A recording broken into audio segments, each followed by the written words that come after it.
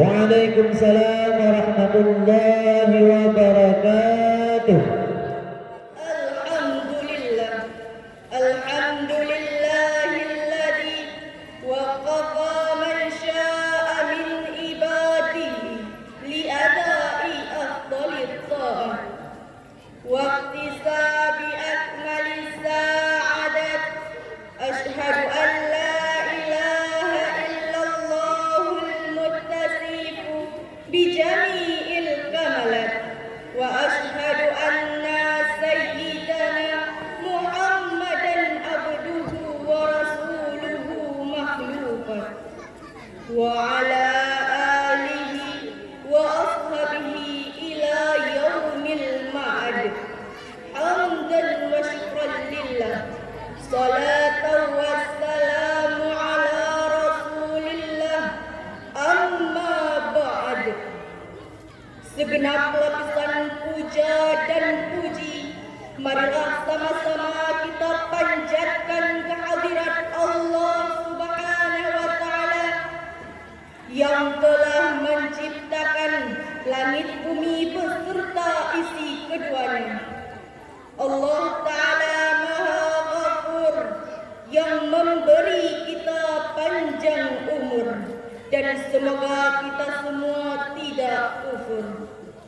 Salawat beserta salam marilah sama-sama kita hadiahkan kepada kepangkuan hakim tertinggi yang sangat mulia, Nabi yang bertitel Habibullah, suami Siti Khadijah, ayah tercinta Siti Fatimah, buah hati Siti Aminah, Al-Amin panggilan orang-orang Mekah. Siapakah beliau? Tentu Habibana wa Nabiyana Muhammad sallallahu alaihi wasallam yang kita nantikan syafaat dan pertolongannya illa yaumil qiyamah, dan semoga kita semua tergolong sebagai umat yang mendapat syafaat dari beliau. Amin amin ya rabbal alamin. Ta'zim penghormatan yang terutama sekali kepada panitia pelaksana musabaqah tilawatil Quran, kemudian kepada Bapak Geshi, Tunku Imum dan seluruh perangkat desa, dan yang teristimewa sekali kepada Dewan Hakim yang arif dan bijaksana, hadirin dan hadirat yang kami banggakan. Rasulullah sallallahu alaihi wasallam adalah orang yang paling penyabar, pemaaf. Rasulullah lemah lembut, akan tetapi beliau hadirin juga seorang pemberani, pantang mundur, maju tak gentar demi mensyiarkan agama Islam dan demi mengibarkan bendera Islam yang bertuliskan La ilaha illallah Muhammadar Rasulullah. Allah Subhanahu wa Ta'ala mengutus Nabi Muhammad sebagai Nabi, Rasul, sekaligus uswatun hasanah bagi sekalian umat manusia.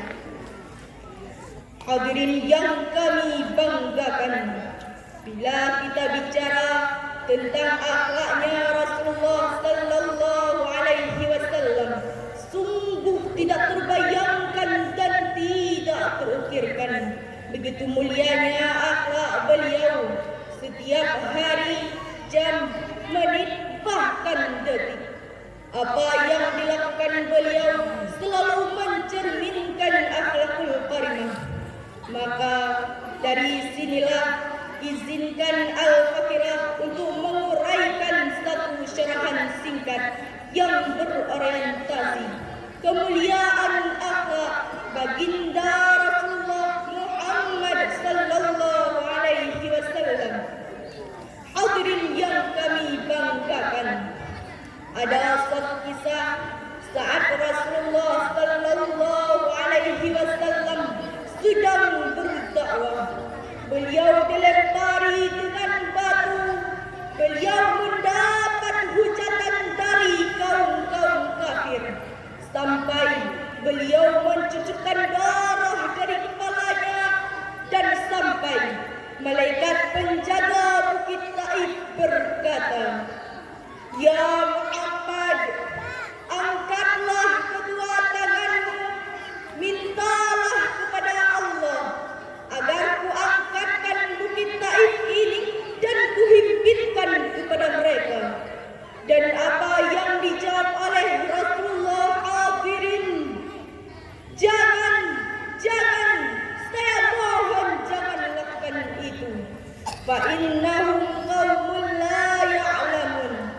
Mereka hanya belum tahu, dan saya berharap nanti di Bukit Taif ini ada laki-laki, perempuan, baik muda maupun tua, yang mengaku beriman kepada Allah Subhanahu wa taala.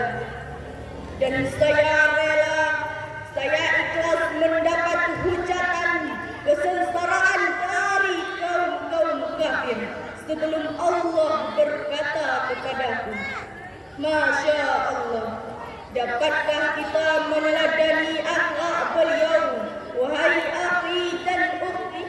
Insya Allah. Maka Allah Subhanahu wa taala berfirman dalam Quran surat Al-Ahzab ayat 21 yang berbunyi, "A'udzu billahi minasy syaithanir rajim. Bismillahirrahmanirrahim. Laqad kana lakum fi Rasulillahi uswatun hasanah." Yang artinya, sesungguhnya telah ada pada diri Rasulullah itu suri tauladan yang baik bagimu. Hadirin rahimakumullah, Rasulullah sallallahu alaihi wasallam adalah seorang nabi yang amat cinta pada umatnya. Hal ini terbukti saat sakaratul maut. Kata-kata apa yang keluar dari mulut Rasulullah, "Hadirin, ummati, umatku," dan saat ditampakkan surga oleh Allah Subhanahu wa taala, Nabi Muhammad masih belum tenang dan masih bertanya-tanya kepada malaikat Jibril, "Ya Jibril, bagaimana nanti nasib umatku?" Dan Allah Subhanahu wa taala mengabarkan lewat malaikat Jibril kepada baginda Rasulullah sallallahu alaihi wasallam, "Ya Muhammad, bahwasanya Allah Subhanahu wa taala mengharamkan syurga bagi yang memasukinya sebelum engkau dan umatmu memasukinya terlebih dahulu." Hadirin, dari pidato singkat Al-Fakirah dapat kita memetik beberapa intisari. Yang pertama, Rasulullah sallallahu alaihi wasallam adalah seorang nabi sekaligus rasul yang memiliki cerminan akhlak yang sangat mulia. Hadirin, Rasulullah sallallahu alaihi wasallam dilahirkan ke dunia ini tidak hanya untuk mengubah keyakinan bangsa Arab yang saat itu menyembah berhala, akan tetapi beliau juga untuk mengubah berbagai hal agar sesuai dengan tuntunan Islam. Rasulullah begitu gigih dalam memperjuangkan perubahan tatanan sosial, hukum dan budaya untuk kesejahteraan dan keadilan bagi seluruh umat Islam. Yang kedua, beliau rela tertimpa berbagai macam-macam cacian dan hinaan hanya demi memperjuangkan agama Allah. Masya Allah, beliau selalu membalas suatu kejahatan Dan yang ketiga, beliau sangat-sangat mencintai kita selaku umatnya. Bahkan di penghujungnya pun beliau masih mengingat akan kita. Maka kita selaku umatnya jangan pernah bosan, jangan pernah merasa capek akan maulid Nabi Muhammad sallallahu alaihi wasallam ini. Karena dengan dilahirkannya beliau ke dunia ini merupakan rahmatan lil alamin bagi sekalian umat Islam. Hadirin, cukup sekian pidato singkat Al-Fakirah. Lebih dan kurang Al-Fakirah mohon maaf. Wabillahi taufiq wal hidayah. Ilal liqa ma'as salamah war ridha wal inayah.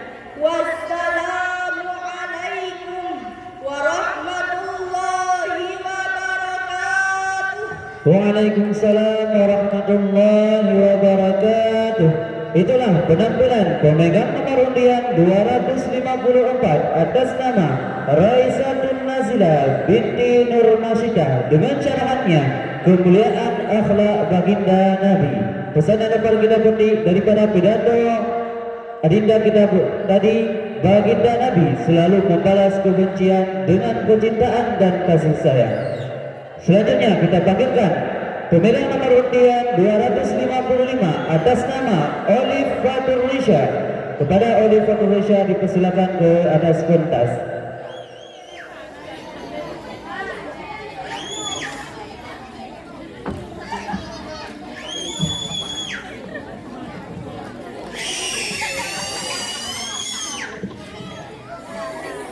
Kalau ingin makan ketupat, makanlah di waktu hangat. Kalau ingin mendapatkan rahmat, jawab salam saya dengan semangat. Assalamualaikum warahmatullahi wabarakatuh. Waalaikumsalam warahmatullahi wabarakatuh. Hamdan wa syukran lillah, salatan wa salaman ala rasulillah wa ala alihi wa sahbihi wa mawala. Amma ba'd. Setinggi puji sedalam syukur hanya kepada Allah Azizul Ghafur. Dengan alhamdulillah kita bertutur dengan tanda hamba bersyukur. Salawat bermahkotakan salam, marilah sama-sama kita panjatkan kehadiran baginda Nabi besar Muhammad sallallahu alaihi wasallam. Ta'zim wal ikram saya kepada Dewan Juri, Dewan Hakim dan moderator, dan yang sangat teristimewa kepada hadirin wal hadirat yang dirahmati Allah Subhanahu wa taala.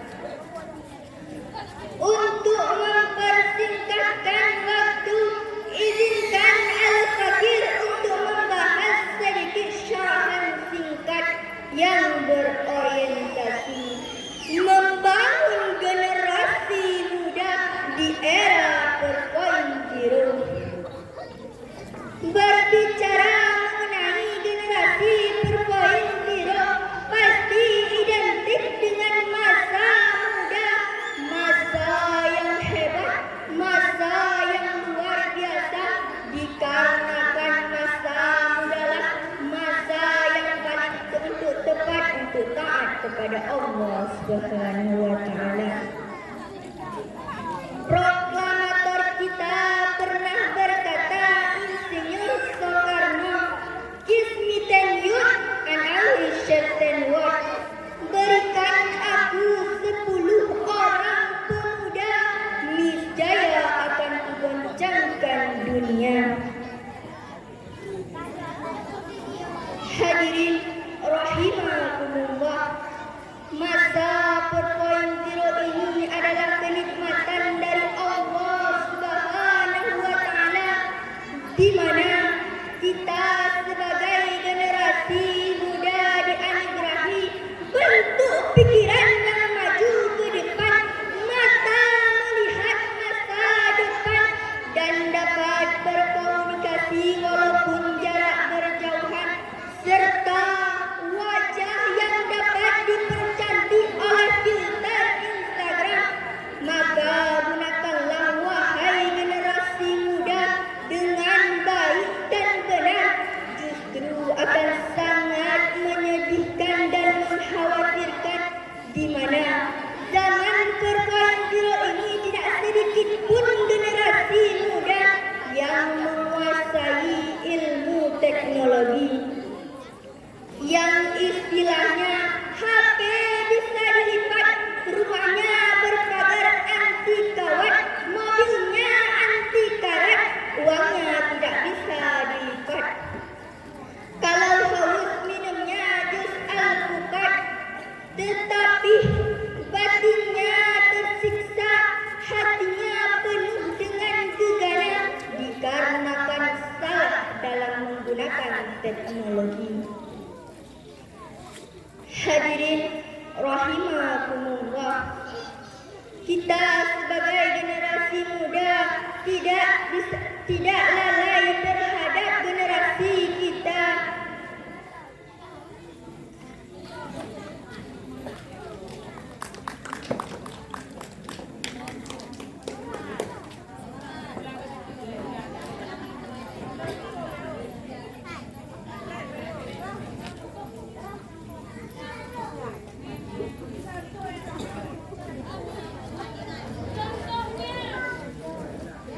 Contohnya mulai dari penerapan aplikasi online sampai prostitusi online. Padahal Syekh Mustafa Al-Hundayani pernah menyatakan dalam syairnya, Inna fi yadi syubban amaral ummati wa fi hahayyataha, bahwa di tangan para pemudalah hidup dan mati umat, dan pada kaki-kaki mereka lah hidup dan mati umat ini.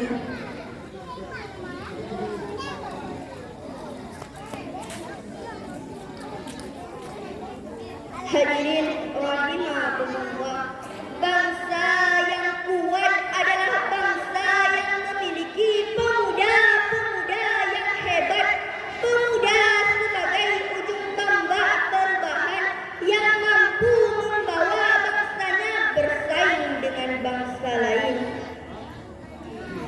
Timbul pertanyaan di dalam benak kita, bagaimana kita sebagai generasi muda, harapan bangsa juga harapan mertua dalam menghadapi dampak negatifnya masa 4.0 ini. Sebagai jawabannya, Imam Said Al-Qutub pernah menyatakan dalam kitabnya Asra Hayatu fil Islam, memberikan solusi kepada kita dengan cara terbiatul wartijah. Hadirin rahimakumullah,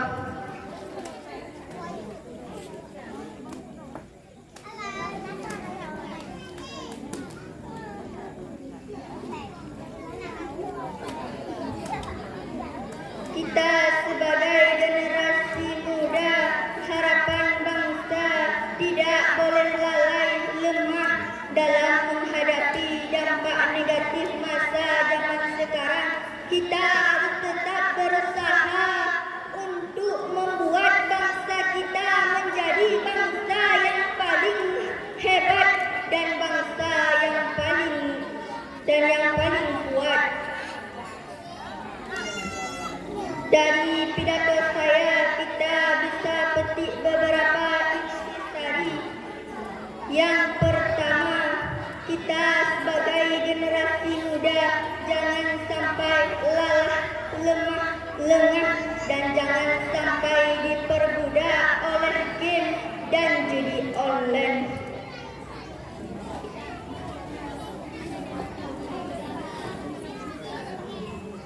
Cukup sekian pidato saya, lebih dan kurang saya mohon maaf. Wabillahi taufiq wa hidayah. Assalamualaikum Wa Assalamualaikum warahmatullahi wabarakatuh.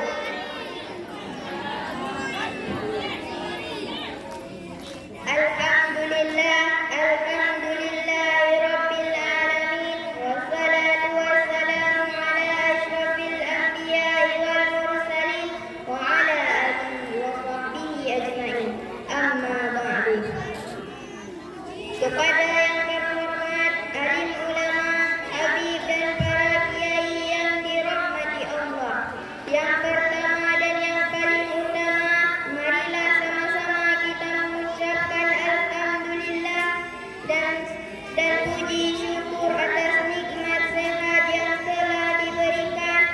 Salawat serta salam marilah sama-sama kita sampaikan kepada junjungan kita Nabi Muhammad sallallahu alaihi wasallam.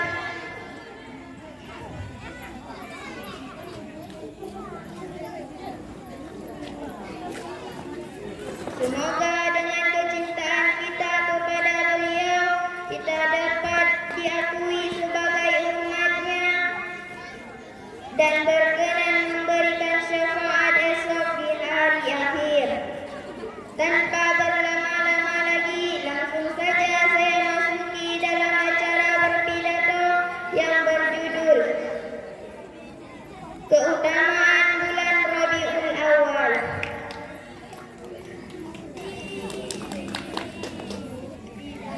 Hadirin yang dimuliakan Allah, bulan Rabiul Awal adalah bulan yang istimewa bagi umat Islam karena pada tanggal 12 Rabiul Awal tahun gajah telah dilahirkan seorang pemimpin umat manusia, yaitu junjungan kita Nabi Muhammad sallallahu alaihi wasallam.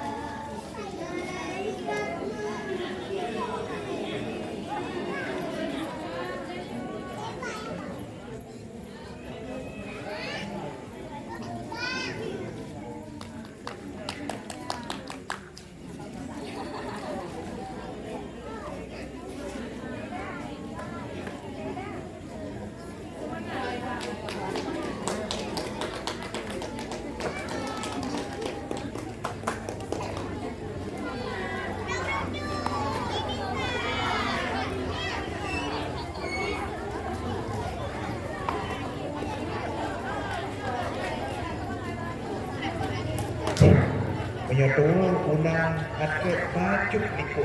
Ya, yang dengan dong. Menyatu atlet bajuk.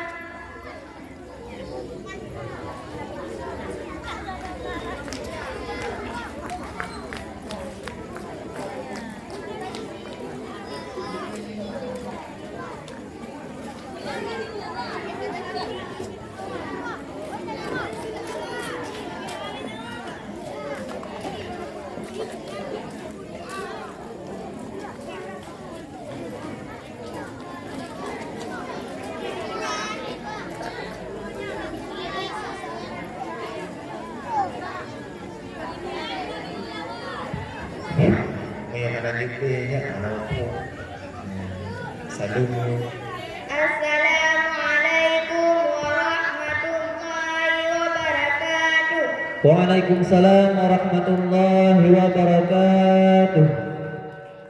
Itulah penampilan pemegang nomor undian 251 atas nama Arik Al-Akram. Mana keputangannya buat Arik Al-Akram? Kita panggilkan pemegang nomor undian 252 atas nama Nirza Rani. Dipersilakan ke atas pentas. Bersiap-siap pemegang nomor undian 253 atas nama Saratun Nadia. Harap ke meja makra.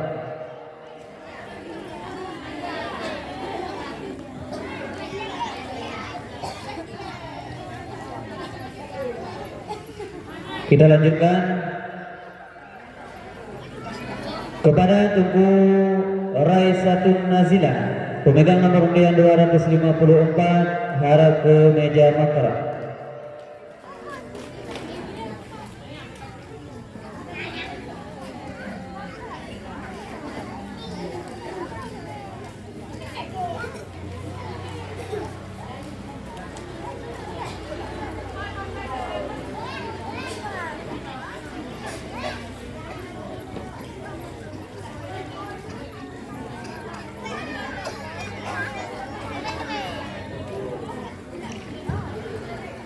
Kepada pemegang nomor undian 254 dipersilakan ke atas pentas, dan kepada pemegang nomor undian 255 atas nama Olive Fatur Risha harap ke meja makra.